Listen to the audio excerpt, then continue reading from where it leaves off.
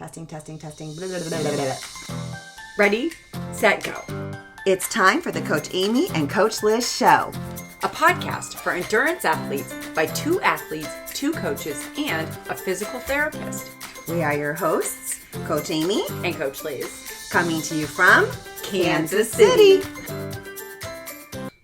Okay, so what's our topic today, Liz?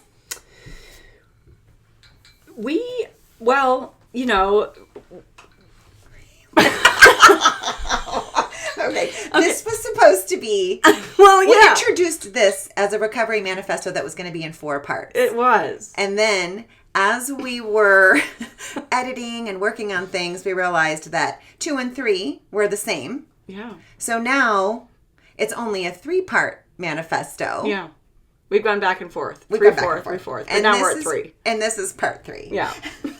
And part 3 is going to be about the factors that impact recovery. Yeah. So that's what we're talking about today. All right. So, the body takes time to heal. And, we talked about that in part 1 of our Recovery Manifesto, that there are periods of recovery that follow different phases of training. But how much time do we need for that healing and recovery? Okay, so don't hate me for this answer because that's my answer to everything. It depends. The amount of time and the type of recovery that an endurance athlete needs depends on the effort, the sport, chronological and athletic age, and life situation. Yeah. Let's talk about effort. So the type and amount of recovery that an athlete needs is directly related to the effort expended during a race or training workout. So in other words, the intensity and volume of the effort. So high intensity refers to how difficult the training or racing was, and volume refers to the distance or time of a workout. So like for running 10 times 800 on a track at faster than race pace is super high intensity, whereas running 20 miles or doing a 4-hour ride would be more like high volume. Yeah, and remember, we are stressing the body on purpose with training. So that's the purpose of training. We're stressing it on purpose. We are breaking down in order to build back up. And the extent of muscle damage is higher for those high volume and high intensity workouts. And therefore, we need more recovery for those types of workouts. Yeah, and you need to listen to your body with those kinds of things. I mean, as athletes, or if you're newer to the sport, you'll learn to know how you feel after a workout. So, I certainly know how I feel after a 6-hour ride. I'm tired. But I get a lot of athletes literally asking me why they're tired in the middle of Ironman training. I mean, I get that on a regular basis. I can't even imagine a frickin' 6 hours on the bike. You're tired. You're tired when you get done. I'm never doing it. Just, okay? No. I say no. I mean... But, like how I feel after a long run, it's not just muscle fatigue that I'm feeling. It is a full body, all over body fatigue. And, my husband, when I'm training for a marathon, he'll ask, how long are you running tomorrow? This is like Friday night. How long are you running tomorrow? Oh, I've got 20 miles. And he'll say like, oh, great. You're going to be worthless. And I'm like, oh, I am not. And then the next day, I'm worthless. There's nothing else that's going to happen that day. But another factor that plays into the amount of recovery time needed is the sport itself. Yeah, for sure. The amount of time that it takes to recover is dependent on the type of sport. So swimming, biking, and running load the body differently. And so you need different types of recovery for those. So for example, if you go, when you're running, every time you land, you're putting 3 to 6 times your body weight through all of your muscles and your joints and your tendons. It's a much greater load, and the force is much greater on the body. And so it needs a lot more time to recover than, say, swimming, which is a lot more... I mean, swimming's tough, but it doesn't have the same sort of pounding that running does.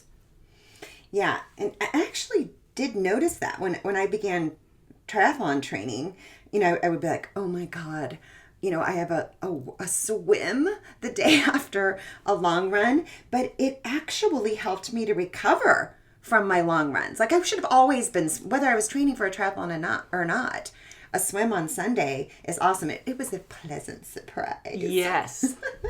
So let's talk about some other sports that can factor in, because we have endurance athletes that try to do other things besides swim, bike, run, or train for a marathon.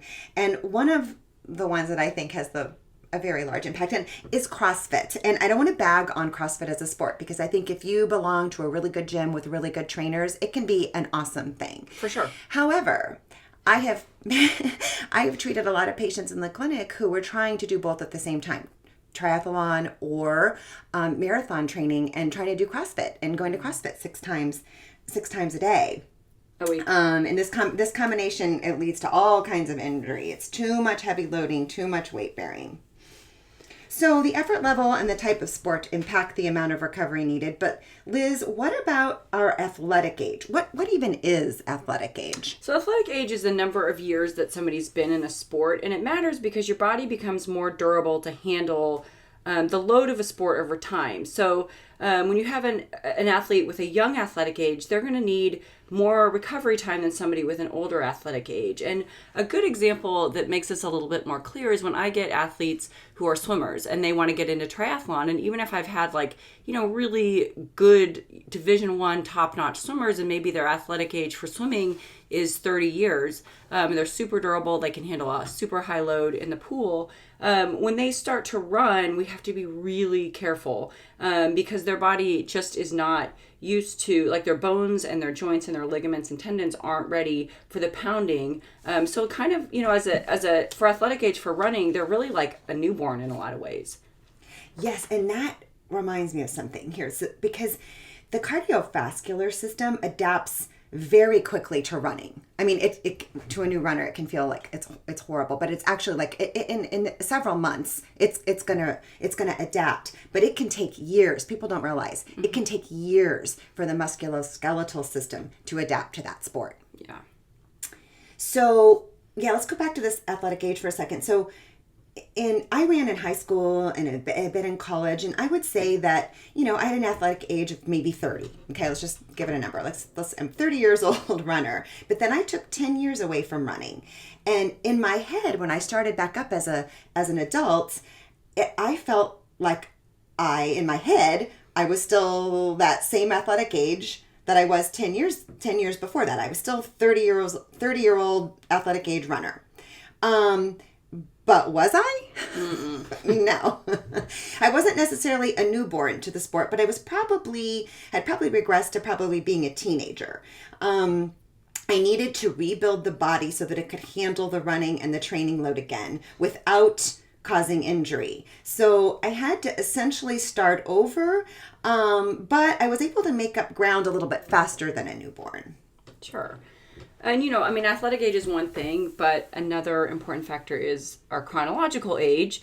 And, the older we are, the more recovery time we need. You don't recover when you're 20 the same way you do when you're 50. And, this does not mean that we don't go hard as we get into our older years or that we will not continue to improve. So just to be clear on that, it just means that we need to support our recovery differently. Stacy Sims and Joe Friel have some really good resources, both for athletes in general, and then Stacy's really come out with some stuff for women, specifically about how we can train in recovery, especially as we get older. We will put those links in the show notes. They're great resources. Yeah. So, as we age, our ability the ability of our cells to repair and regenerate diminishes. And so we need more recovery time. And I've written an article, and we'll put that in the show notes as well, at the secrets to combating the effects of aging on our musculoskeletal system. But to kind of give you an idea of what that article is about, we do have some hormonal changes that occur as we age. We produce less of the hormones that help us to repair tissues in the musculoskeletal system. We also have a decrease in the production of collagen, and collagen is an ingredient that we need for muscle and tendon repair. So if we have less of it, if we produce less of it, that's going to change our ability to adapt to training and require more time, more recovery time. We also have some muscle changes that occur. We lose muscle as we age, and that's a phenomenon called sarcopenia. But all of these are physical changes, and they directly impact our ability to adapt and recover from training load. But there also is there's some behavioral changes that occur. And in fact, it was pointed out in an article recently published in the Journal of Functional Morphology and Kinesiology, where they found that increased age also, that was combined with a decreased use of recovery strategy. That's crazy. So we need more recovery as we age, but we're taking less of it as we age. Yeah. I think this is why you're so busy in your clinic.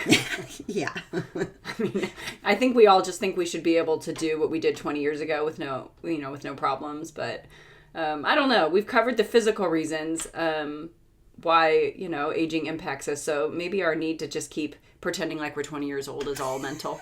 I don't know. Yeah.